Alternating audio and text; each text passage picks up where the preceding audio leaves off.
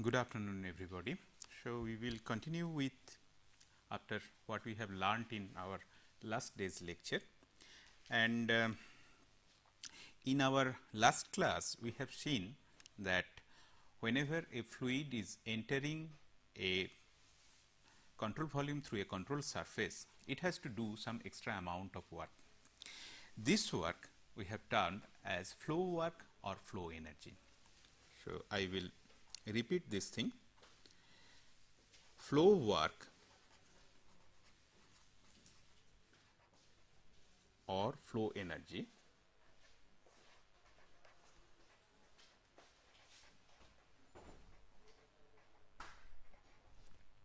this is given by, we have derived it, P into small v, where pressure at the control surface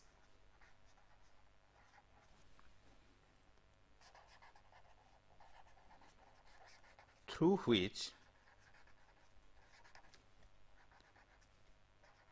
mass is flowing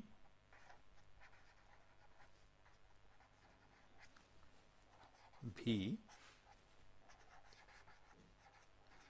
specific volume. So, we are getting this flow work or flow energy by the product of two quantities. One is pressure at the control surface and another is the specific volume. Then if we go back to our previous diagram of the control volume, it was like this: control volume of any arbitrary shape, and we had the control surface like this.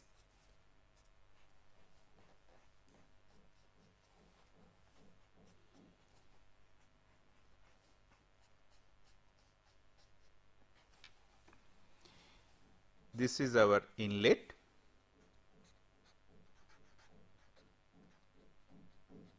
where mass is entering. This is the exit, where mass is going out. Let us say mass flow rate at the inlet is given by m dot I, mass flow rate through the exit is m dot E. Pressure here is P I, velocity is V I, then specific volume is V I, and the height of from the datum level is Z I. So, we have also selected a datum plane at Z is equal to 0. This is Z I and this is Z E.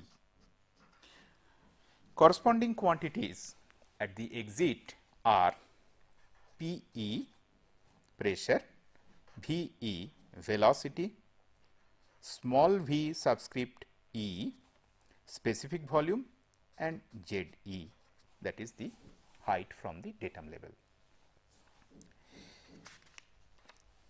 Over and above, we also had some work interaction. Let us say the rate of work interaction is W dot, and we had some heat interaction. So, rate of heat interaction is Q dot. Now, if we think of the energy balance for this particular control volume. So, let us see what are the quantities entering here. With the incoming mass, some amount of kinetic energy will enter the control volume, some amount of potential energy will enter the control volume, and we will also have internal energy U I plus the flow work or flow energy.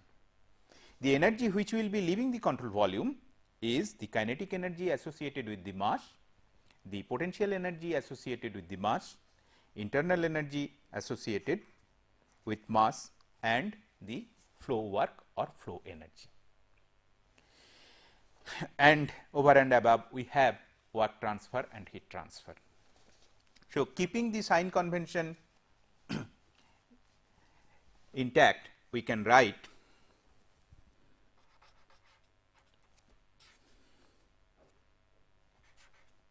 this is internal energy plus V I square by 2, that is the kinetic energy, G Z I potential energy, plus P I V I flow work or flow energy. With this, the amount of heat interaction will come. This can be equated with m dot E U E plus V E square by 2 plus G Z E plus P E V E. Well, this equation can be written only under a condition of steady state steady flow. That means m dot I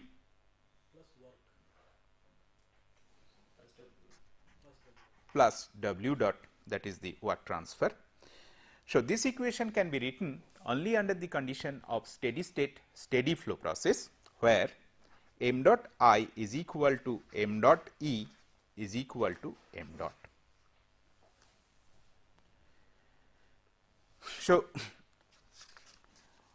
with this we can finally write m dot U I plus V I square by 2 plus G Z I plus P I V I plus Q dot, this is equal to m dot U E plus V E square by 2 plus G Z E plus P E V E plus W dot. Now, it is customary to divide both the sides with the mass flow rate. Then we will get one equation where all the quantities are specific or per unit mass. So, if we do that, we will get U I plus V I square by 2 plus G Z I plus P I V I plus Q, that is equal to U E plus V E square by 2 plus G Z E plus P E V E plus W. So, small q and small w are the rate of heat transfer and work transfer per unit mass respectively. So, all the quantities in this equation are specific quantities or quantities per unit mass. So, we can write the steady state steady flow equation in this particular form. So, this equation I will put it in a box and it is termed as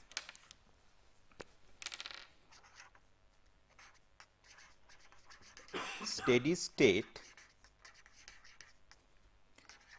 steady flow energy equation,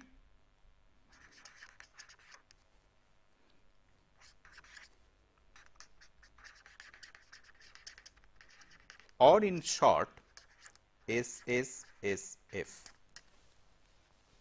steady state steady flow energy equation, or SSSF triple SFE steady.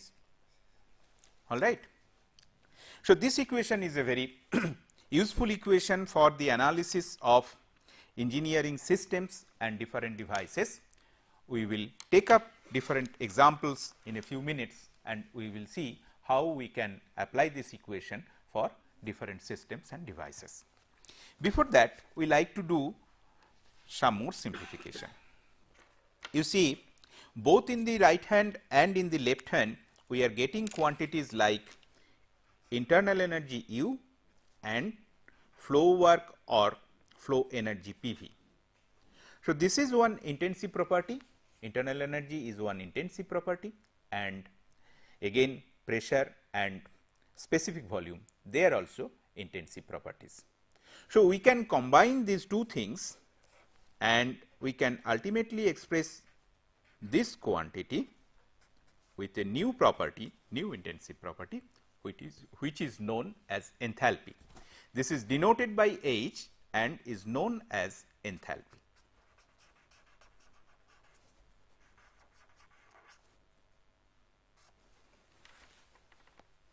So, this is a property, so that is why it is a state variable, and at a particular state we will have a particular value of enthalpy.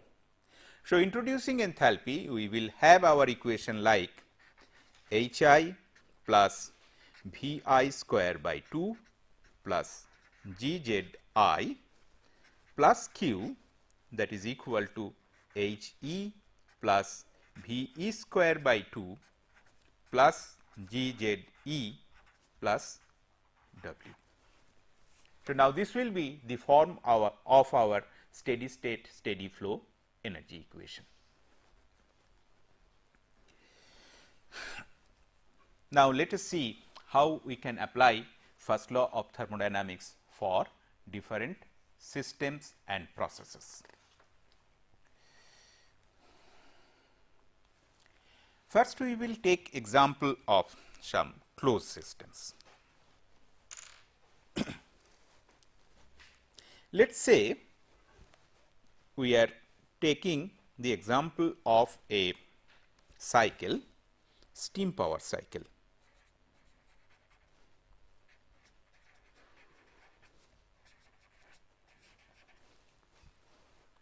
Schematically, steam power cycle will have 4 components.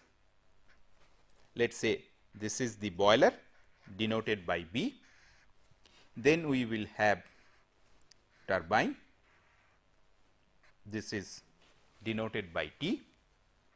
After turbine, we will have condenser denoted by C, and finally, we will have feed pump, which is denoted by Fp. The working substance, which is either water or steam, will execute a cycle between all these 4 components.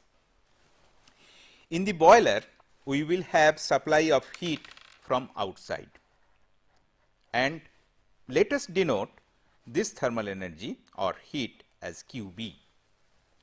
In the condenser, heat will be rejected, and let us denote this quantity as Qc.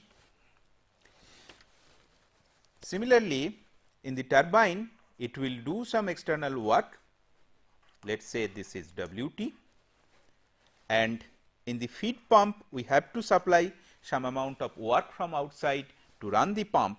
So, let us denote it as Wp. And well, let us recognize that these are all quantities associated with different components of the steam power plant, and we can also have some sort of a control volume identified as shown by this dotted line. So, if this is our control volume, we can see that there are number of interactions in terms of heat and work.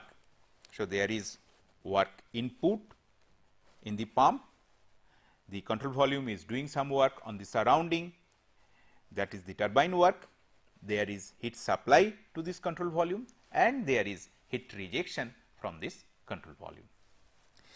So, if we write down now the first law of thermodynamics for a closed system, we have cyclic integral of dq is equal to cyclic integral of dw. So, basically for this steam power cycle, considering all this work transfer and heat transfer, we can write QB, this is a positive quantity as heat is supplied to the control volume, minus QC, this is being rejected by the control volume. This is equal to WT, work done by the control volume on the surroundings, so it is positive, and then minus WP, work which is required to run the pump, so which will be a negative quantity. So, this is how I have taken a very simple example.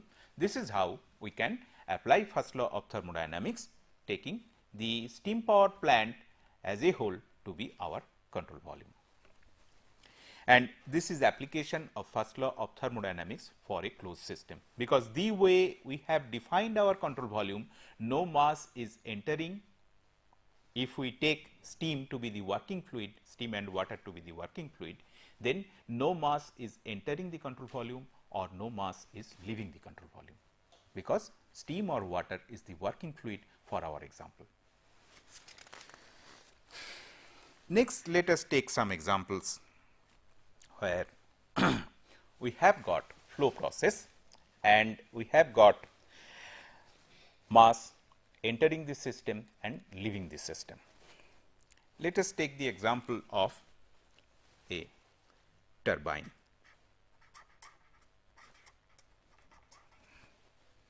So, either it can be a steam turbine or it can be a gas turbine, and schematically it is represented by an inverted cone like this, because in a turbine there is expansion, so specific volume, there is a change in specific volume in the direction of flow. And let us say this is the inlet, this is the outlet. Well, again there could be heat transfer and work transfer. So, this is Q dot, it can have any direction. I have shown an arbitrary direction, and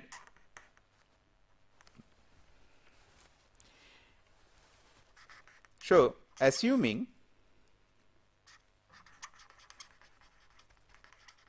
steady operation,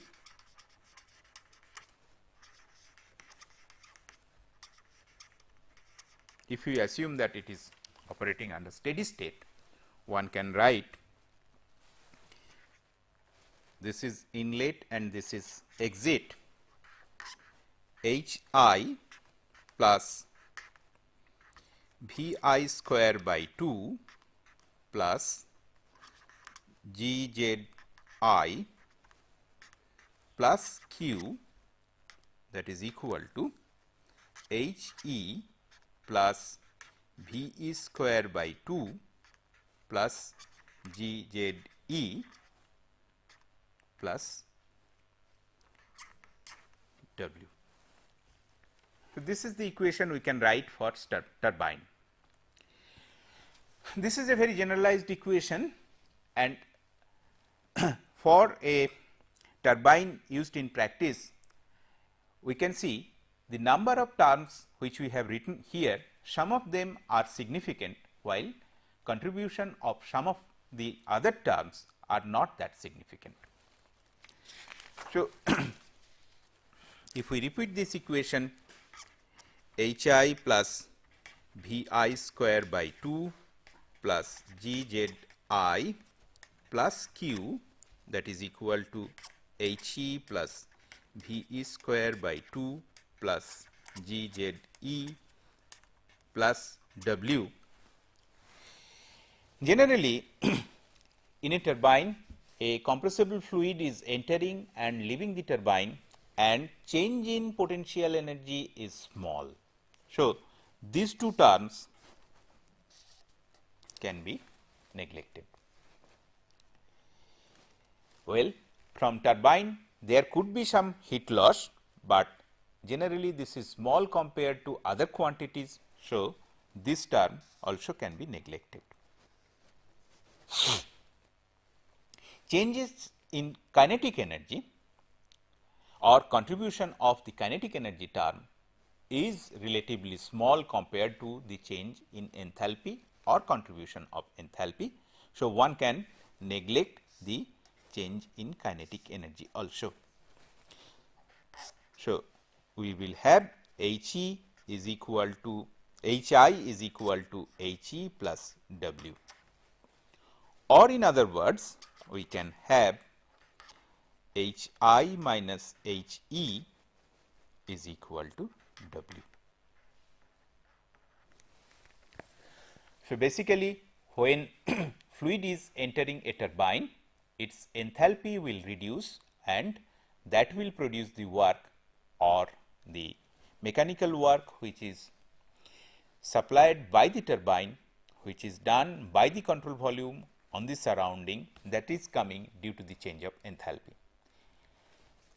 Enthalpy at the inlet minus enthalpy at the outlet, that is the specific work done by the turbine. So, finally, we can write W2 is approximately equal to H I minus H E. If we take the example of a compressor, what we will get?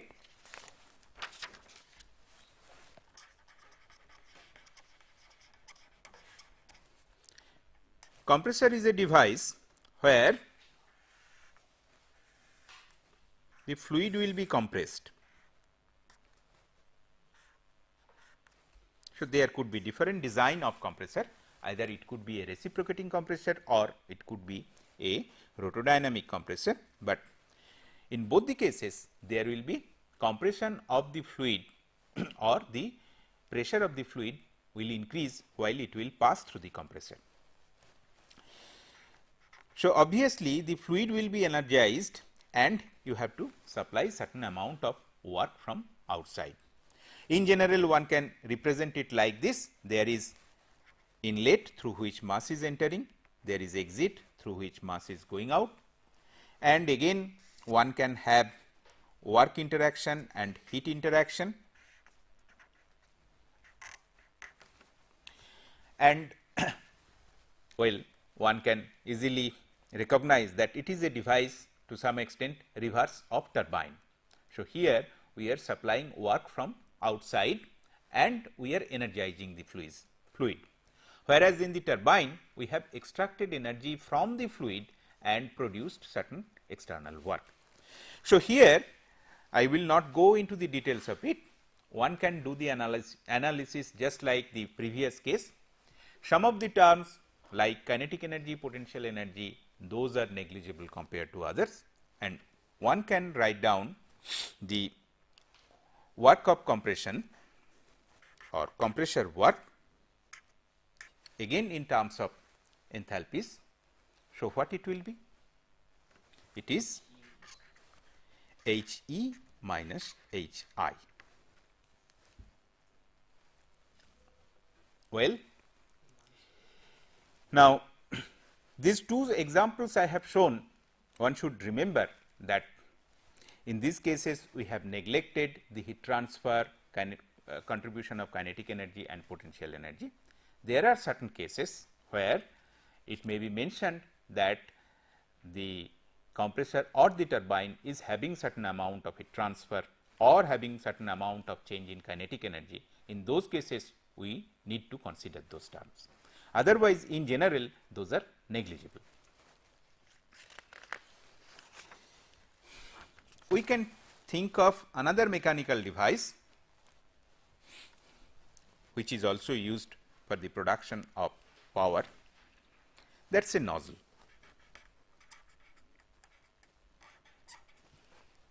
So, a nozzle schematically one can show it like this.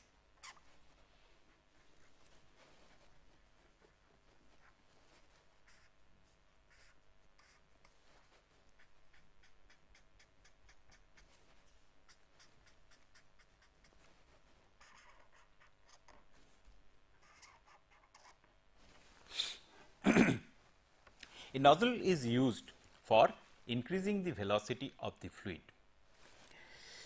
Well, let us write down this is the exit inlet of the nozzle, this is the exit of the nozzle. Let us write down the steady state steady flow energy equation for the nozzle.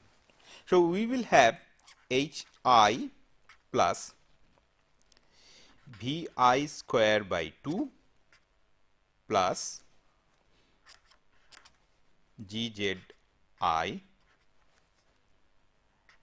plus Q, that is equal to H E plus V E square by 2 plus G Z E plus W.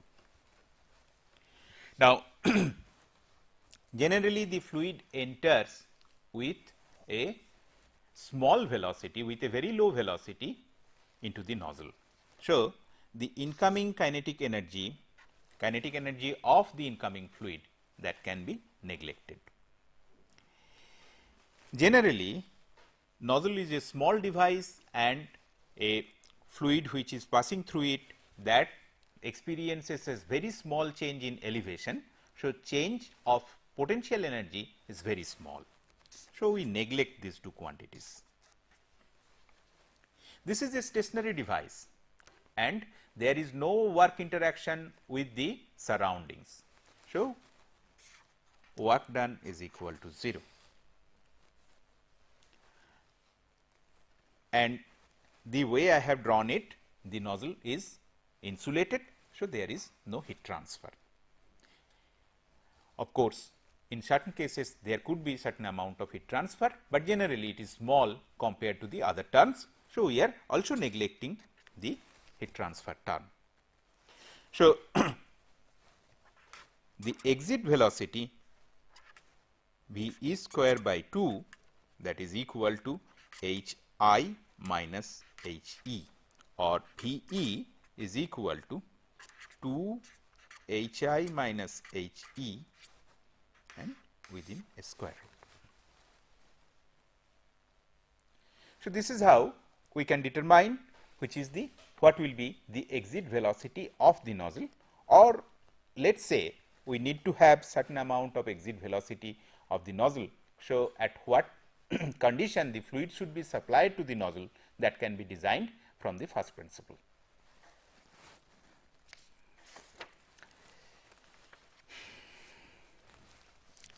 Let us take the example of a pump. It is slightly different compared to a compressor, because in a compressor the working fluid is a compressible fluid, whereas in a pump the working fluid is incompressible. So,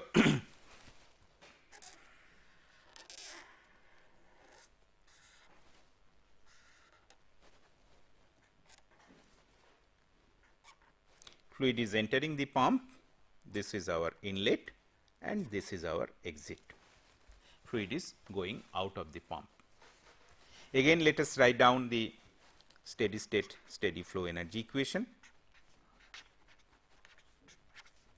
plus this is the potential energy term plus Q, that is equal to H E plus V E square by 2 plus G Z E plus W. Now, just like before, if we try to analyze the process, so there is no heat transfer. Very small change of temperature will occur when a fluid will pass through a pump. Of course, as the fluid is being churned inside the pump, there could be certain amount of temperature rise, but that is negligibly small. So, heat transfer is neglected here. Again, between the inlet and outlet of the pump, one can neglect the change of potential energy. Okay. The change in kinetic energy, that can also be neglected. The it can be like this, that if we are having same diameter of the pump suction pipe and discharge pipe, obviously the kinetic energies will be the same here, because it is an incompressible fluid, mass flow rate is remaining same. So, the kinetic energy at the inlet and kinetic energy at the outlet or exit, they are the same, they will cancel. Now, there can be variation in the suction pipeline diameter and discharge pipeline diameter. There will be some contribution from the change of kinetic energy, but generally that is small. So, we can neglect these two terms. So, basically what we are getting, W is equal to H I minus H E.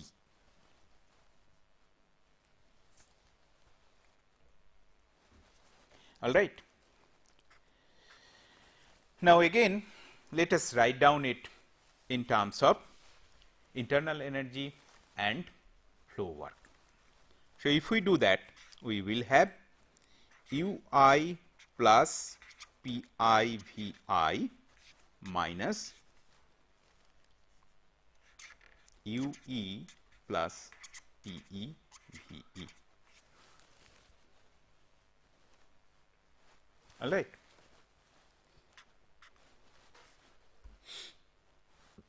So, we can see this is the internal energy at the inlet, this is the internal energy at the outlet. Well, internal energy, that is a property of the fluid and it is dependent to a very great extent on the temperature of the fluid. And we know between inlet and outlet there is very small change in temperature. So, basically there will not be very appreciable amount of change in internal energy in the case of a pump. So, we can change, we can neglect the quantity U I minus U E. Let me write it in two steps, U I minus U E plus P I V I minus P E V E. So, the first term, this is very small, we can neglect it. So, ultimately we are writing W pump is equal to P I V I minus P E V E. Again the specific volume, as the fluid is incompressible fluid, so there will not be appreciable change in specific volume. So, we can write P I is equal to P E V I is equal to V E, and this is denoted by V. So, W pump is P I minus P E into V.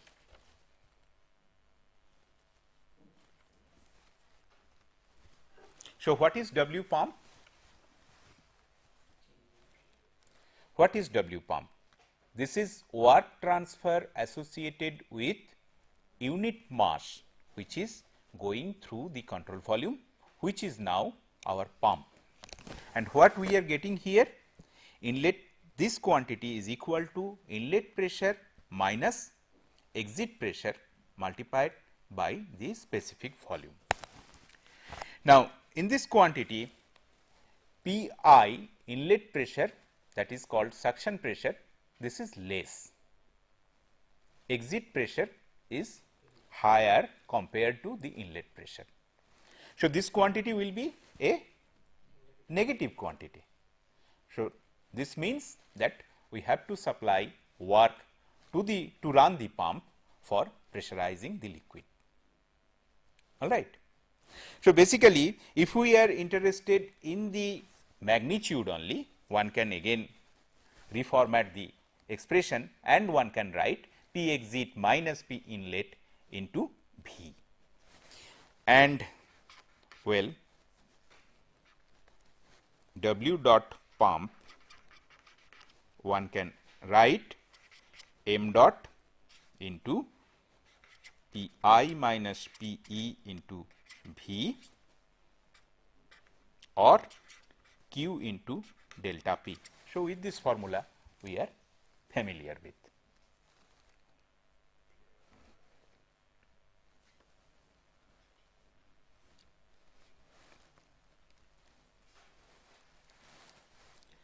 Is there any difficulty? This is the specific volume, volume per unit mass, this multiplied by m dot. So, we will get this expression. Well, let us take some other example which is again interesting.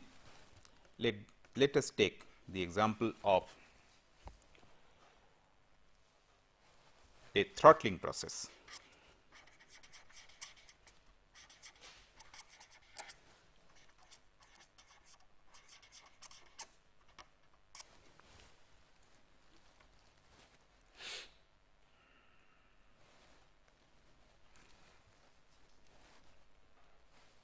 A throttling process is a process in which a compressible fluid is made to pass through a narrow aperture. This narrow aperture could be a porous plug, could be a very small opening like orifice, or could be a small opening of a valve. Okay.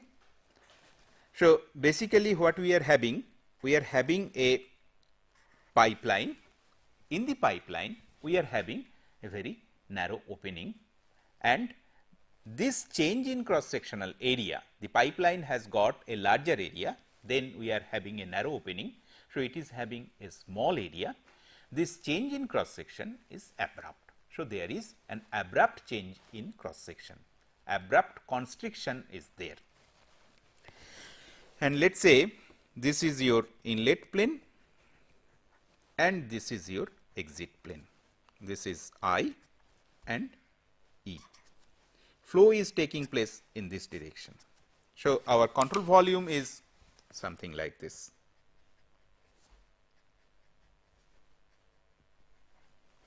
We have taken a sufficiently long or large control volume and we have encompassed this narrow aperture or narrow opening inside this control volume. Now, we can apply our first law of thermodynamics for this particular process. We can have H I plus V I square by 2 plus G Z I plus Q, that is equal to H E plus V E square by 2 plus G Z E plus W.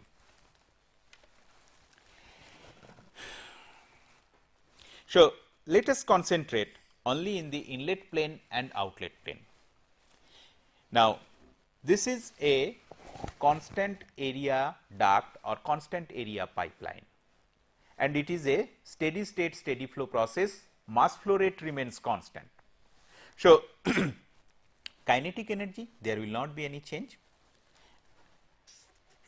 So, from both the sides this kinetic energy term can be cancelled. Potential energy, there will not be any change in the potential energy. So, this can also be cancelled from both the sides. Well, so there is no work interaction with the surroundings. So, W, this term can be made equal to 0. The duct or pipeline can be made well insulated. So, there is no heat transfer and we can make Q is equal to 0. So, for throttling process we can write H I is equal to H E. If we want to give a verbal description, so we can write enthalpy before throttling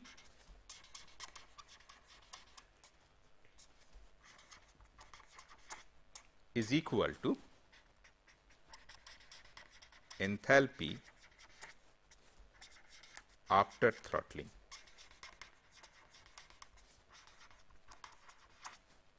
So, throttling process is such that enthalpy before throttling is equal to enthalpy after throttling. So, this we get from first law of thermodynamics, but it has got some far reaching significance. Throttling process is used for production of low temperature. We know that in our domestic refrigerator or air conditioner, we use a throttle valve or a throttling device. The throttling device could be some sort of expansion valve or some sort of a capillary tube through which the fluid is throttled.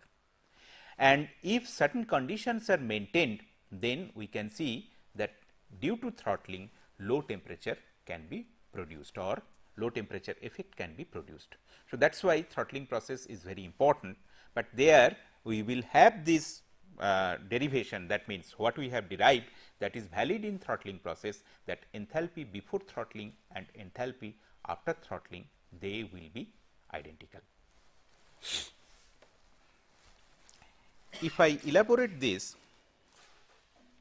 actually H I is equal to H E, let us elaborate it little bit. So, though H I and H E, they are identical, they are not at the same state, they are at different state. That means, for H I, the pressure and temperature are not identical with the pressure and temperature of the fluid after throttling. And we are interested when there is a fall in pressure, of course, because the fluid is experiencing a sudden expansion, and we are interested when due to this sudden expansion there is a fall in temperature. We are interested in those situations. Well, one can see that if it is an ideal gas, then there will not be any change in temperature.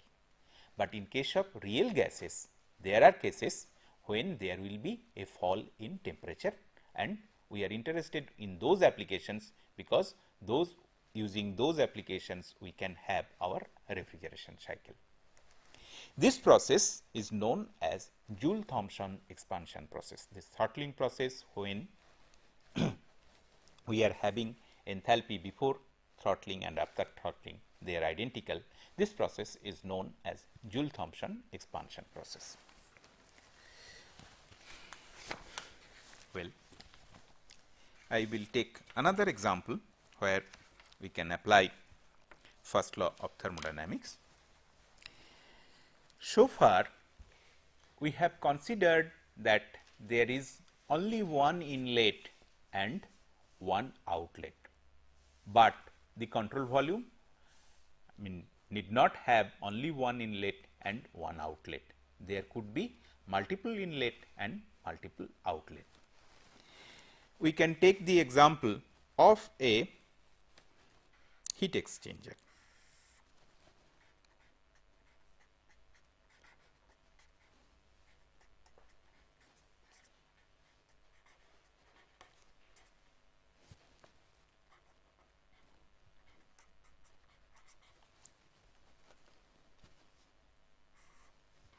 Let us have a very simple heat exchanger which is known as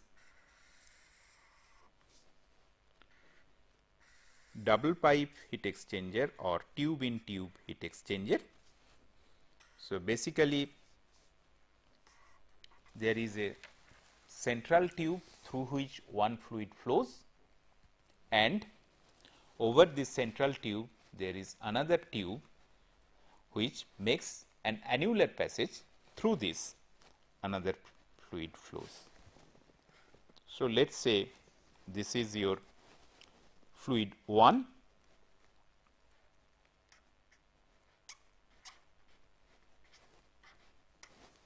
and this is the second fluid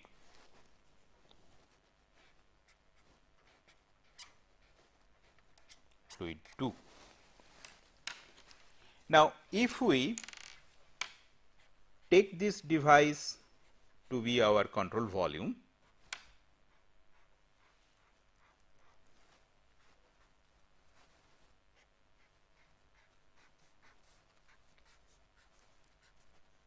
we can see that the control volume is having 2 inlet and 2 outlet. So, let us say this is your I 1, one inlet, this is I 2, second inlet, this is exit 1 E 1 and this is your E 2 exit 2. All right. There are 2 exits and 2 inlets.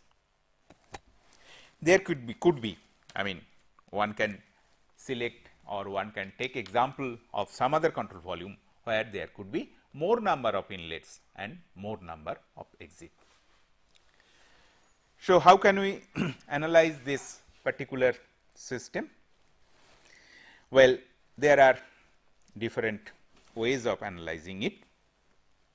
What one can do, first one can take only fluid 1 to be the control volume, and then one can see its interaction with fluid 2, because if we take fluid 1 to be our control volume, then fluid 2 becomes the surroundings, and then one can arrive at the final equation, or one can do the analysis the way I have drawn the control volume, taking both the fluid inside the heat exchanger to be our control volume. If we do the second, if we adopt the second method, then one can write sigma H I plus V I square by 2 plus G Z I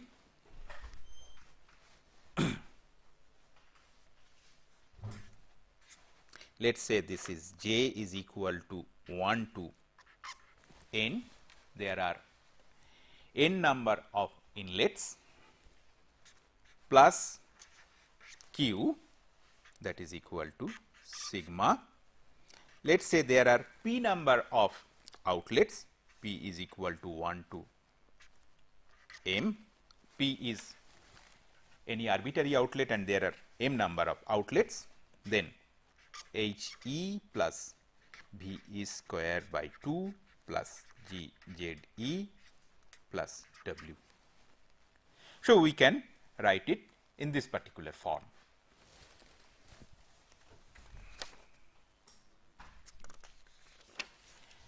And then for this particular heat exchanger, we are having 2 inlet and 2 outlet. So, what one can write for the heat exchanger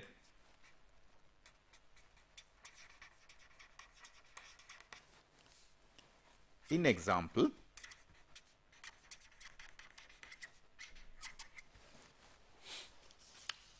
so we have taken fluid 1 and fluid 2. So, we can write H I 1 plus V I 1 square by 2 plus G Z I 1 plus H I 2 plus V I 2 square by 2 plus G Z